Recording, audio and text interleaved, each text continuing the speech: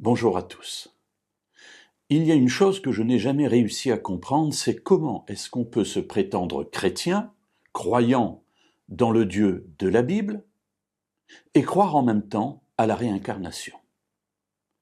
La réincarnation, c'est une croyance selon laquelle, lorsque l'on meurt, eh bien, une partie de nous-mêmes subsiste et va entrer à nouveau dans une autre entité vivante. Ça peut être un animal, ça peut être un être humain, et le but de la réincarnation, c'est de pouvoir grandir, progresser jusqu'au moment où on atteint l'état qui nous libère de cette chose terrible qu'est la réincarnation.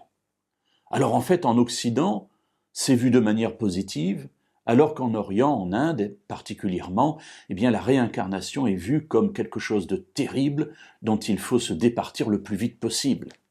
Bref, la Bible, elle, présente une autre réalité de vie. Elle nous dit que cette vie que nous menons est la seule que nous avons pour prendre les bonnes décisions. Et la réincarnation, dont je crois qu'elle a été inventée par l'ennemi de Dieu, ça ne fait aucun doute, nous fait croire que nous avons plusieurs vies et que nous avons le temps. Mais la Bible, elle est très précise.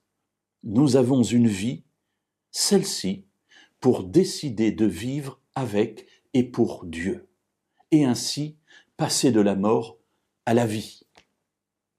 Nous trouvons cette réalité dite de multiples manières dans la parole.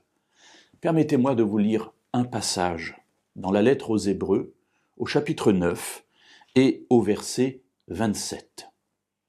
« Et comme il est réservé aux hommes de mourir une seule fois, après quoi vient le jugement, de même aussi le Christ, etc. » Alors, on est là dans un raisonnement montrant que, voilà, Jésus est venu, il est mort une seule fois pour nous, mais ce qui m'intéresse, c'est justement dans ce raisonnement la première partie, où il est dit « comme il est réservé aux hommes de mourir une seule fois, après quoi vient le jugement ».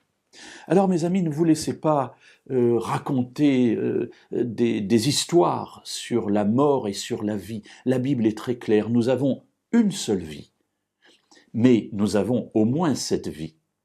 Et cette vie est suffisante pour que nous prenions la bonne décision de vivre pour Dieu, de vivre avec Dieu et de passer de la mort à la vie. Alors laissez de côté ce que le monde nous raconte.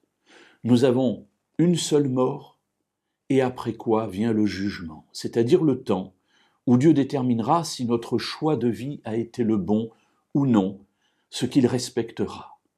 Alors mes amis, ne gaspillons pas notre vie, ne gaspillons pas notre temps, ne gaspillons pas nos énergies, mais choisissons de vivre pour Dieu dès aujourd'hui. Et ainsi, lorsque le jugement viendra et que Jésus reviendra nous chercher pour vivre avec lui, eh bien nous serons sauvés.